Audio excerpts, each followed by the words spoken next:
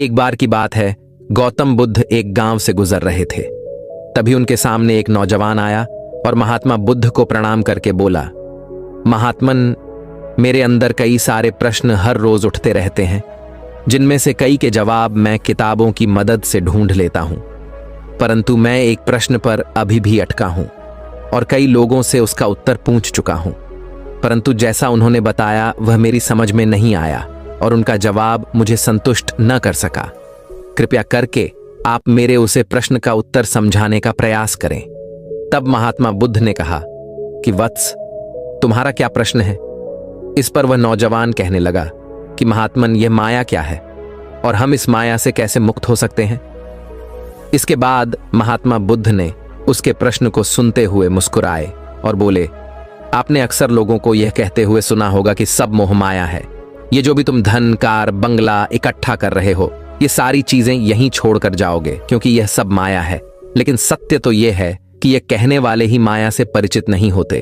असल में माया क्या है या माया किसे कहते हैं, ये बहुत कम ही लोग जानते हैं। हालांकि हमारे ग्रंथ हमें बताते हैं कि माया क्या है, लेकिन फिर भी लोगों ने उसके गलत मतलब ही निकाल पाए हैं। इसीलिए आज यह जानना और इसको बताना बेहद जरूरी है कि असलियत में माया क्या है। माया एक तरह से भ्रम है। माया भौतिक वस्तुएं हैं क्या? पुत्र पुत्रियां, बैंक बैलेंस, जमीन जायदाद हैं जिसे हम अपना मानते हैं, लेकिन वास्तविकता में सब यह माया है। यह सब भ्रम है और मोह यानी इनको भोगने वाला लालच हमारे अंदर भरा हुआ है।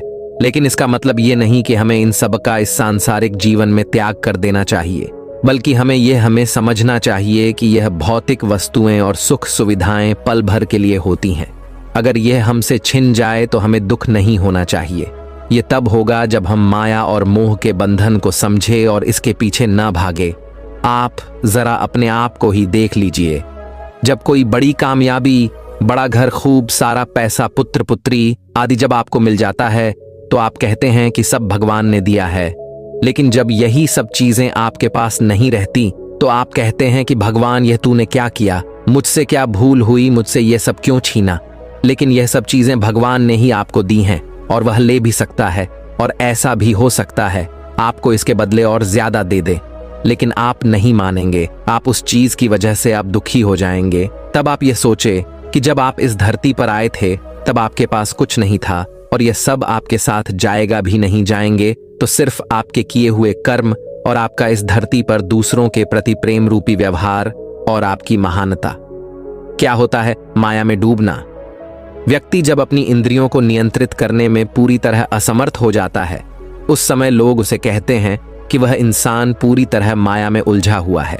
मतलब यही है कि वह जिंदगी के मूल्य को भूलकर छोटी छोटी चीजों में पड़कर तुच्छ होता दिख रहा है। अर्थात मनुष्य ऐसे कामों में, ऐसी चीजों की उत्पत्ति करने में फंस जाता है जो बिल्कुल भी उसके पास हमेशा नहीं रहने वाली है। जब आप यह जानते हैं कि कोई चीज स्थायी नहीं है तो आपको उसमें अपना मन नहीं लगाना चाहिए, बल्कि आपको उस पर ध्यान केंद्रित करना चाहिए जो सर्वज्ञ और सर्वथा है। जरा सोचिए, आप इतने सालों से, बचपन से लेकर अभी तक वही काम करते आ रहे हैं जो बाकी सब कर रहे हैं। हो सकता है कि आप ज्यादा कर रहे हो या दूसरे लोग कम कर रहे हो। यही काम आपके पिता ने किया होगा और यही उनके पिता ने किया होगा और यही उनके भी पिता ने। ऐसा ही कितने सालों से लोग दोहराते आ रहे हैं। फिर भी हम ये नहीं समझ पा रहे हैं कि आप भी वही प्रक्रिया दोहरा रहे हो जो लोग हजारों सालों से करते आ रहे हैं। अभी आप किसी माया रूपी चीज के पीछे पागल हैं। फिर यही करते करते आप किसी दिन मृत्यु को प्राप्त होंगे। फिर आपका बेटा या बेटी यही करते करते मृत्यु को प्राप्त होंगे। एक हाथ से उन्होंने स्त्री को पकड़ा, दूसरे हाथ से 2 बच्चों को और एक बालक को कंधे पर बिठाकर उस भयंकर नदी को पार करने की चेष्टा करने लगे।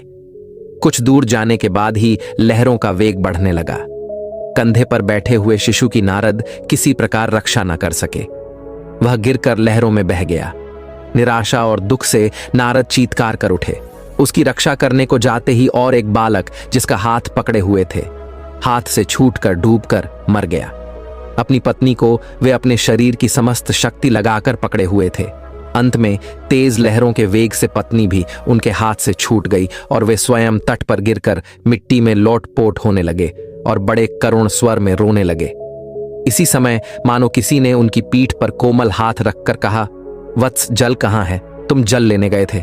मैं तुम्हारी प्रतीक्षा में हूं। तुम्हें गए हुए आधा घंटा हुआ। आधा घंटा?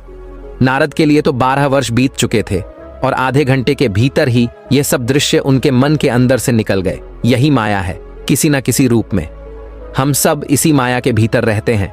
माया हमेशा बदलती रहती है। यदि आप इसमें फंसे तो यह आपको आपके अनुसार ही नियंत्रित करना सीख लेती है। जैसे आज ज्यादा पैसे कमाए हैं तो खुशी का अनुभव करते हैं, और वही कल कम पैसे कमा पाए तो व्यक्ति दुखी हो जाता है।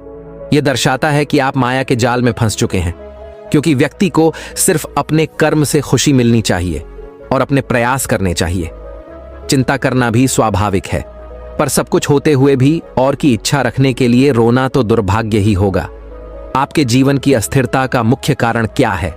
आपको यह समझना बेहद जरूरी है, क्योंकि ऐसे कुछ तुच्छ कारण जो आपको प्रभावित करने में लगे हैं, वह माया में लिप्त होने के संकेत है। हमेशा बदलती हुई तमाम घटनाएं और आपके आसपास की चीजें ही माया हैं।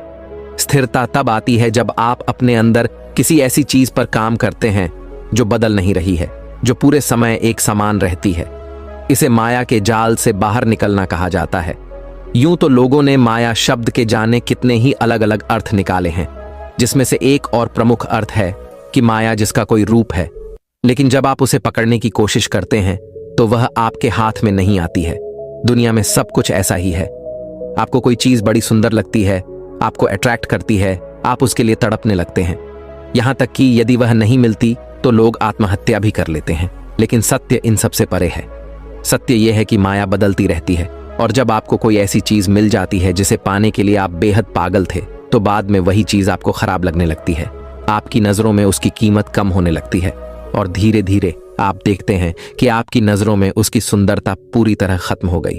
तो इस बात का निष्कर्ष यही है कि वह माया है, जो आपको आकर्षित करने का काम करती है, आपसे दूर रहकर आपको विचलित करने का काम करती है।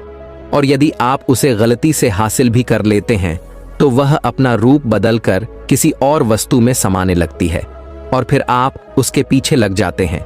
जो कुछ भी आपको विचलित करता है, भले भी वह कोई चीज हो या इंसान, तो आपको यह समझना चाहिए कि यह माया है, और इसका काम सिर्फ आपको आपके मुख्य लक्ष्य से भटकाना है। इसके सिवाय माया आपको कोई संतुष्टि नहीं देगी। यदि आप ऐसा सोचते हैं कि कोई महंगी गाड़ी लेकर आप खुद को संतुष्ट महसूस करेंगे, तो यह आपकी सबसे बड़ी गलतफहमी है। इसी प्रकार यदि आप किसी महिला को पाना चाहते हैं और आपको लगता कि यदि वह महिला आपके जीवन में आई तो आपको संतुष्टि मिलेगी, तो यह भी माया है और आपकी सबसे बड़ी भूल है। हर वह चीज जो तुमको अपनी तरफ खींचती है, आकर्षित करती है, आपके मन में उसको पाने के भाव बनाती है, वह सब माया है। ना ही उस चीज से संतुष्टि मिलती है जिसके आकर्षण की तरफ आप भाग रहे होते हैं। वही तो माया है दोस्तों। उम्मीद करता हूं कि आपको यह वीडियो पसंद आई होगी, अतः इसे लाइक और शेयर जरूर करें, तथा ऐसी ही ज्ञानवर्धक वीडियो देखने के लिए हमारे चैनल को सब्सक्राइब कर लें और बेल आइकन को ऑल नोटिफिकेशन पर प्रेस कर लें।